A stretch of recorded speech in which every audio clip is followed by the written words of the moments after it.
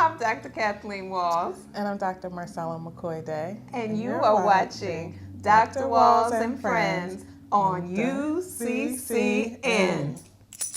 Dr. Walls Yay! and Dr. Walls Friends. and Dr. Walls Friends. and Friends. Family, Hotel, peace and blessings. I greet you in the name of God and the ancestors, and whose footsteps I most humbly walk. This is Brother Ed Umoja. We are here for a PIF connection. This is a very special PIF connection. We have the vice president of PIF with us and her furry friend on her lap, Mojo. We're doing this from home because Dr. Walls is about to leave on a special trip. She's going to be going over to the motherland to teach some young people for 8 or 9 weeks. So I had an idea. I said, you know what, before you leave, let's do an interview with you and talk about what you expect, and what you think's going to happen, so forth and so on. And then when she comes back, then we'll do the second part of it when she comes back and see how things went. Okay. So I don't know if this ever been done before. I know we haven't done this before. So we're going to do this. Someone asked her about how did this come about? Yes. And what does she expect from this trip? So, Dr. Wells, tell us, what do you think is going to happen? What's your expectations, and how did this trip happen? Even happen. So I have to say it was definitely divinely ordained because it came out of what most people would say out of the blue or out of nowhere. Yes, this was not something that It has to be out was. the gray because it's gray skies. It was. It was not something that I sought, Okay. but it was something that came to me. So, in the beginning, literally the first week of September, I got a call from, I call her Dr. Fabulous, and that's Dr. Marquita Williams. And she gave me a call and she said, I know you're busy. I know you have a lot of things going on, but what are you doing from basically the middle of October to the middle of December? And so when she asked that question, I was like, what could she be getting ready to ask me? And she said, are you open to teaching? Now, she's asked me to teach at other universities before where I've said yes. So I figured, okay, which university is this going to be now? And I'm driving down the street and the window's open. And she says, in Accra. And I'm going, I have no idea what this woman just said. The cell phone must be acting up. So let me roll my window up and listen to what she's saying. And I said, where did you say? And she said, in Accra, Ghana. And my heart just stopped at that point. I started having trouble breathing. I didn't even know how to even fathom me going to Ghana. And so then I called you after. I said, let me call you. For what? And I said, because I couldn't breathe. It was so much to take into consideration. Okay. And so then, after we spoke, your immediate response was, and you're going to go. I said that? That's what you said. You sure I said that? You did. You sure You were said, speaking to you me? go, and I'll hold it down here. And I said, Well, family, as we're talking, the animals are alive. They walk. yes, they are. We got 2 dogs and 2 cats, and they're just walking around looking at everything. I said, this is real. Yes, Piff is real tonight. that's right. Don't be surprised if some furry friends come walking across the screen. You can see Mojo's head right Yes. now, right? Say, hey, Momo. So then afterwards, I started thinking more and more about it. Of course, I needed to check in with my mom, who definitely her primary caretaker, and check in at my different locations where I consult. And everybody said the same thing. And you said yes, right? And you're going to go, right? And one by one, that same response came. And so then it was like, I guess I'm going to say yes. And of course, ultimately, I had to obviously pray and meditate. And in true fashion, when things are in divine alignment, everything falls into place. And so it was a very quick process from September 3rd, I believe it was, up until literally yesterday when I got my airplane ticket. Everything has been falling in place. That's interesting. As I listen to you talk, so what would, I have a couple of questions, but So what are you going to be doing over there? Let's get to Okay. that. Let's see. So what exactly are you going to be doing? Who are you teaching? What are you teaching? Okay. So I will be teaching for Webster University, which is a U.S. based university out of Missouri, St. Louis, Missouri. And they have campuses all over the world. And I'll be a visiting professor. And I will be teaching traditional undergraduate students. So there'll be Ghanaian students from ages 18 to 21. And I'll be teaching childhood development as well as psychology and ethics. Oh, that's cool. Mm-hmm. And this is an 8-week course or 9? This is about it's about 8-week course, Mhm. because I believe classes actually start on the 28th of October and they go until the 20th of December. Okay, so But I'm going a little bit early because I'll also be speaking at a public forum actually next Wednesday about the impact of social media on mental health.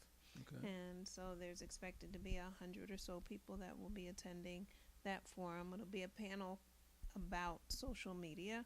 I'll be focusing on the mental health aspect, and there'll be 2 other speakers.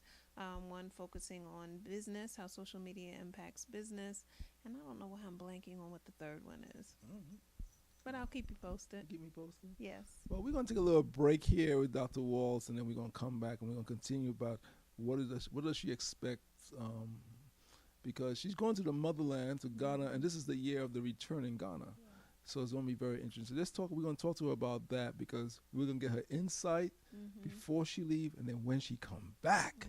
Oh, boy. Yeah. She going to come back with her gaily on and all kinds of stuff. We're going to gaily her up. This is the PIF Connection. This is Brother Ed Umoja speaking to Dr. Kathleen E. Walls. That's right. And we'll be right back.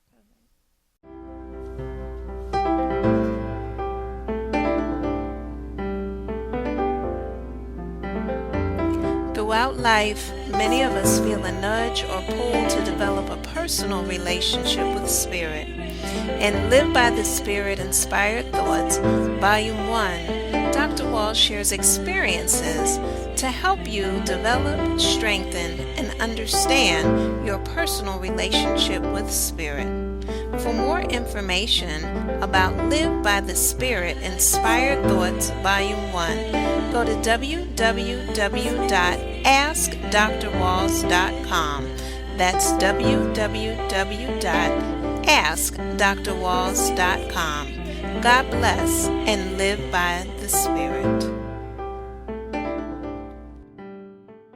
Back on PIF Connections, Brother Ed Umoja for the PIF Connection here in Philly. We are home talking to Dr. Kathleen E. Walls, the VP of the Pretoria International Film Festival. And we're talking to her because that's usually the first segment when she is getting ready to leave to go to Ghana, West Africa. And so we're going to pick up the conversation from there. So you're going to Ghana in the year of the return to educate, I guess, young Africans who live over there. So what do you expect? What are you feeling? What are you feeling? Inner psychologist is coming out of you? No, the African in me is coming out. Welcome home, sister. Like Jerry Jones said, welcome home. Yes. So what am I feeling? I'm feeling a lot of things, as I was saying in the first part of the show about how everything just fell into place with, having to get shots, because going to Ghana, there's a process to it. It's not like as we talk about going to the Caribbean where you can generally just buy your airplane ticket and jump on a plane and go. There's a whole process that has taken place from having to do what's called an international consultation, which I didn't even know existed. Is that because you're doing that for a school? Because I never heard anyone say that they're going to visit Ghana, they had to do that. I don't know, but this is what I was informed I had to do, and I had to have that consultation before I could receive any of my shots. Really? In order to go. And then going to Ghana, there is the mandatory yellow fever shot, but during the consultation it was brought to my awareness that there are the recommended shots, which consisted of hepatitis A, typhoid, tetanus, meningitis, and then of course then there's the malaria pills as well. So it is All this before you bought your ticket. all of this before. Can you buy your ticket without getting those shots? You know, I don't know. Hmm. I don't know because the university's bringing me over. Okay. So, but I know I couldn't get my visa Without the until shot. I had the yellow fever shot. Again, that's the mandatory So, okay. shot. Interesting. And so, that was another leg where I had to get a visa. Okay. And so there was a lot of preparation leading up to this. So with each step, for me, it showed my commitment and my desire to go. Because Interesting. again, it wasn't just like, okay, yeah, sure, I'll go and everything's, said and done. No, there were some steps that had to be taken. But as I said, everything fell into place. So for instance, even with the yellow fever shot, you have to get that 14 days. I think it actually says 10 days, but they recommend 14 days before you leave. Okay. They said that they didn't have an opening until the 15th of October, which would have been yesterday. I mean, they have an opening. They didn't have an opening to give the shot until then. Oh. And then all of a sudden, when I told the lady where I was going and why I was going, she said, I'll squeeze you in, don't worry. And so different things happen like that with the international consultation. They said, oh, well, we actually have an opening today. Can you come today? And I ended up going that day. So everything, again, fell into place in order for me to go. So to go back to your original question of how do I feel about it, I feel like this is supposed to be. I feel like I'm supposed to go. I laughed when Marquita had called me. And And it's fabulous. that's right. When Dr. Fabulous. Dr. Fabulous, when she asked me, she said, look, she said, I can't go. She said, so I called 3 people. And she said, I had to call my all-stars. And now being a former athlete, I laughed because I'm going, all right, you're calling your all-stars to come in the fourth quarter of the year, in the year of the return. And just how powerful is that to be asked to come to Ghana, to the motherland, in the year of the return to finish out the year and be referred to as an all-star. So again, more check marks for me about going, and then just understanding the deeper and deeper connection of it all. Definitely also feeling, so for those people who don't know what the year of the return is, I definitely recommend that you look it up online. But kind of a brief synopsis of what it is that Ghana has opened its doors for African Americans to return to the motherland, as you know, through the door of the door of no return. In Ghana, it's estimated that about 1.9 million enslaved Africans went through that door of no return 400 years ago when they arrived to, I believe it was Jamestown, Virginia. And so now being given the opportunity to go back home and go back voluntarily, and so that there can be a better understanding, because unfortunately, as we know, so much history has not been given and or hidden, changed, or just lied about. And so the Africans many times don't know what actually took place during slavery. And just like African Americans many times don't know what really goes on in Africa, because we know the media distorts the images on both sides. Yeah, and as you said, that number you just given for people who are listening, remember this is just the number for Ghana. Right. You're looking at up and down Right. what we call the Ivory Coast and different areas of the western side of Africa, where a lot of, for 300 plus years, Africans was taken off the continent. So this is Ghana giving you, excuse me, the number for this Ghana itself. Correct. Not the other countries. Just for that one location. Yeah. Exactly. And again, estimated. Estimated. Right. So that part is also very sensitive and sentimental for me. I do feel a lot of tears in my eyes around that.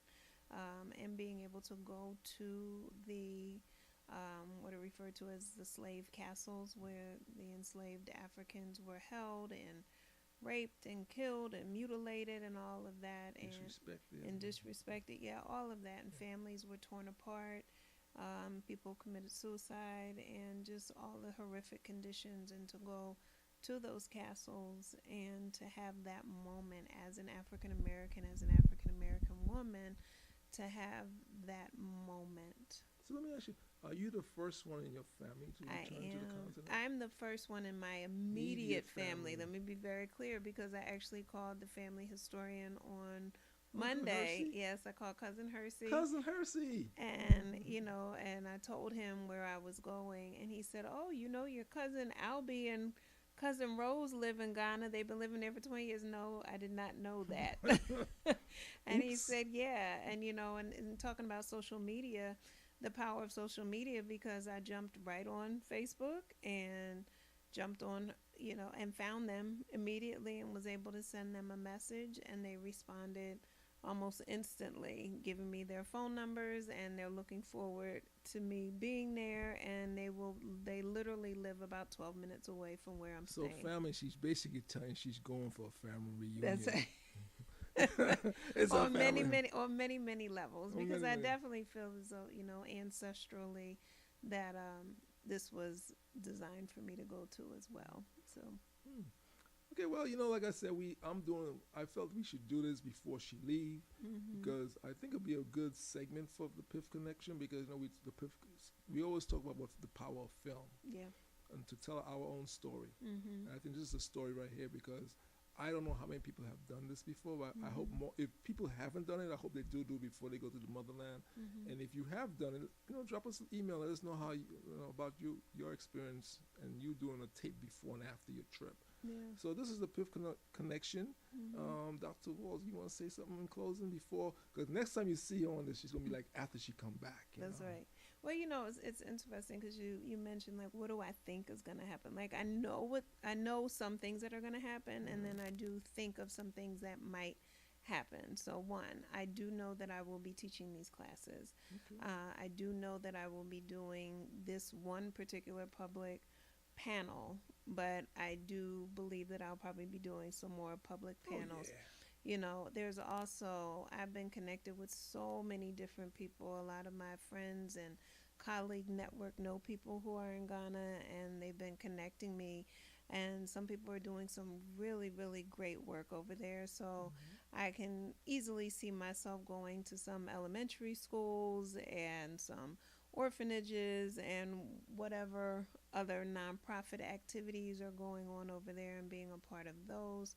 Um, Also, just my own personal growth and development. I see that happening as well, giving myself that time, that moment of reflection. I feel like in some ways it's almost like a professional sabbatical for me to take inventory of what I've been doing clinically for the past 20 years. I can't even believe it's been that long.